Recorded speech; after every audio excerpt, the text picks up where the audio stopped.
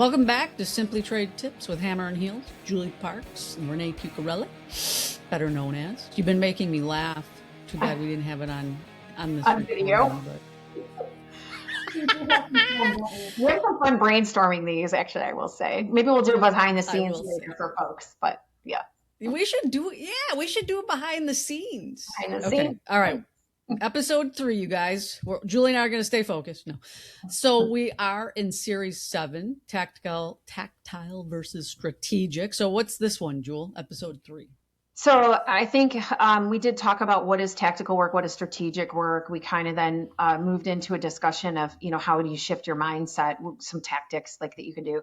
We think one of the most important things is delegation, right? Especially from a leadership standpoint. So I think let's spend this episode kind of talking about delegation and how it helps you get your team to where they need to go. All right, awesome. So the art of delegation so you can lead strategically. I love it.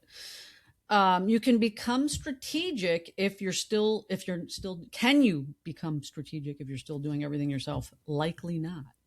Most trade leaders aren't overloaded because of volume. They're overloaded because of control. I think I fell into that. Delegation is not about offloading work. It's about elevating focus. I love that. And the key question, are you the bottleneck? I would suspect that 95% of the leaders are like, no, I'm not the bottleneck. But we're saying check with your peers, check with your leader, check with your subordinates, your direct reports. People that you have a measured advice for you, right? I think that's an excellent point because that self-check isn't enough. You have to ask the question, am I a bottleneck, right? Am I getting in your way of making progress happen? And then just sit back and listen. And I think that let's talk about the why, right? Why do we struggle to delegate, right? Because we have a fear of errors that we're responsible for, right? It's faster if I just do it. How many times have I said that, right? Just move, I need to do it.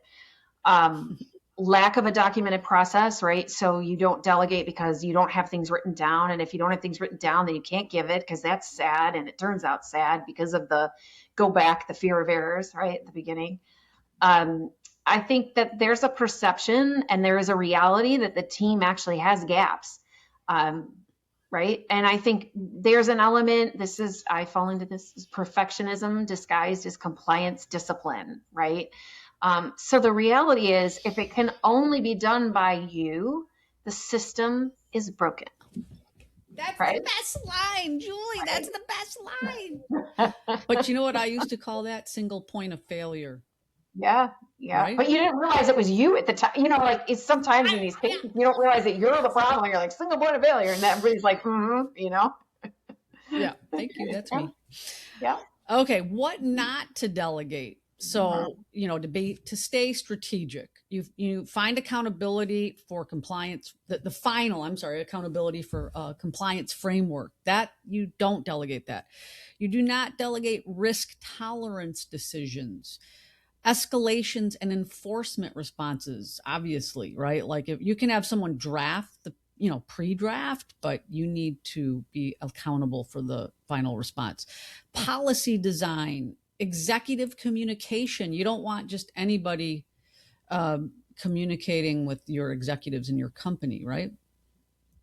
Delegation doesn't mean absolve, right? That's not what it means. It means to stay focused and keep track of your. I agree. Keep track of your world, right? And then I think shifting into kind of what you should delegate, think about things that are repeatable, right? Anything that repeats itself generally is things that you should not have on your desk. So the initial classification research, the data for post-entry corrections, the broker communications and follow-ups. Now, do you need to train your staff a little bit about what your expectations are? Mm-hmm. Yes, you do. But I promise after 3 or 4 conversations, folks understand, like, for example, don't come to me with a post-summary correction problem. Come to me with what your recommendation is about it. Right? Big difference. any first drafts of presentations, you don't need to always be involved in those. I also suggest to not just saying the first draft isn't mine to do, it's yours to do. But the other part is, and review it with your peers. Set up a meeting, a 30-minute meeting to go over what your peers think first before y'all come to me. I think audit file assembly, routine screening reviews. So the rule of thumb here is if it's repeatable and teachable, you can delegate it. And one other point, I did want to kind of chat a little bit about moving into the what to delegate or what not to delegate. It actually requires a style shift. So many trade leaders came into this job because they were the best technical expert, the best classifier, the best problem solver, and boy, aren't they amazing, right? And I think, but strategic leadership means moving from solving every problem to designing systems. It goes from doing the work to developing people. Like you're not doing the work anymore. You gotta develop people to be their best self, right? I think the other part is like personal oversight. Like you're in charge of your own domain. You need to figure out how to step back, and that means that you're working in a world of controls and governance. So the value that you have moves from your expert role to leadership architecture and how you do that. So yeah, so maybe Renee, you want to give the listeners kind of a framework, maybe. What do you think? Yeah, I think we should give them a practical delegation. So, Yeah. I think what sounds good. Yeah. Clarify. Yeah. I think you clarify um, the outcome, right? So when you're talking to your staff and you're like, I need you to do this task, don't leave it at a period. You need to define what good looks like. You need to give them a deadline. You need to talk about what risk level. Hey, this isn't going to be perfect, and I think we can, achieve up to this risk, right? So what you want to do is, I call it set and Kate did this on my team too. Right and left limits, the guardrails. What are the guardrails that you want your team to fall into? Not just give them the task. What are other Yes, ideas, perfect. Renee?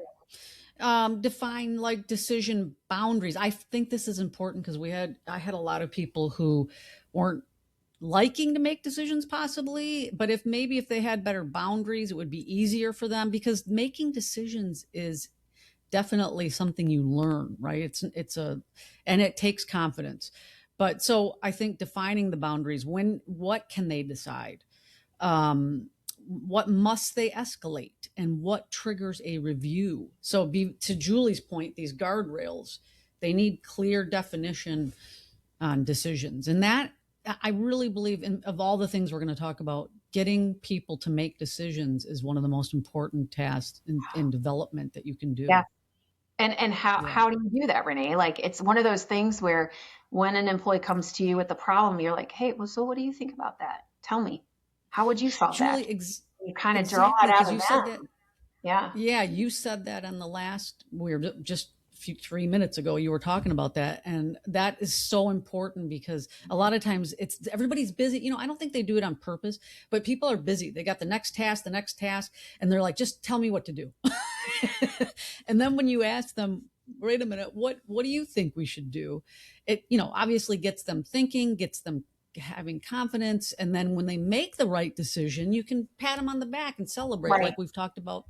And that builds confidence, and then the next time and the next time, right? So another thing is to on the authority of what are they allowed to do and what aren't they, but this is also kind of like getting clarity around the RACI. So we have formulated that responsibilities chart, but who is responsible, who's consulted, who's informed, right? It prevents everybody waiting on just the manager to kind of make a decision. That's so cool. Yeah, that's right, Julie. If you have it in writing and they have it in front of them, they're like, no, we don't need to tell her. Yeah. And then leaders have to provide tools, not just instructions, templates, checklists, standard operating procedures, prior examples. I love the prior examples, because even for myself, when I'm doing things, I'm looking at prior examples. So delegation creates strategic capacity. Absolutely. And I think the other point of like kind of approve less as a manager review expectations more. If you shift, you have to shift your own time to starting approving, to going more into that reviewing exceptions more, so that you stop being the bottleneck. So signs that you might be stuck in the tactical mode. Every email needs your approval. Staff waits before responding to brokers. You review work that controls could have kind of ended. And I think that that this is kind of that key piece of, first you got to be self-aware, and then you got to start making that shift on like, no, I trust you. And by the way, y'all, if there was a bad decision made, you're going to stand behind your employee. You're going to be like, you know what? It was a learning experience and we're going to fix it. Right? So we're just going to fix it. That's how it goes in the customs world, right? Yeah. Yeah. And it happens. I mean, it's going to happen. Let's face it, right? Right. Exactly. So I also think too that like trying to build the capability on your team, not just offloading work, not just giving it away. So this is where we were talking about, like, use that routine question as a teaching moment, right? Coach through mistakes, like we mentioned, build confidence and subject matter depth to give people some time. Again, this does take time to do, y'all.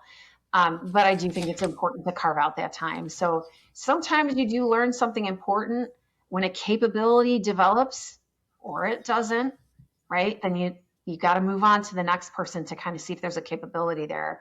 And then this leads to the hard question. Do we reallocate work to someone else, or do we actually need different talent altogether? Like, do we need to get more talent? Yeah. So, okay, yeah, and we'll close this out. So, and Julie kind of said some of these things, but just as a summary, strategic leaders design systems and develop people, but tactical leaders execute work, right? And just delegation isn't losing control, it's building capacity, like we already said. So what, Jewel, is our FIO this time? So when we walk through those tasks and we put some time on them, I think when you're pulling out the time that was most spent on the tactical tasks, I think you want to kind of practice that art of delegation. So pick one task and try to walk through today's steps. Add the guardrails, assign the decision rights, and see if you can delegate the work, because the goal isn't to do less, it's to lead more strategically. Yes, that's awesome. I love that FIO. That's a great one. So thank you. Thanks you guys for listening. We'll see you next time. And please come back to our community and let us know if you've done the FIO. All right. See you, Julie. Excellent. Thanks, Renee. Great episode.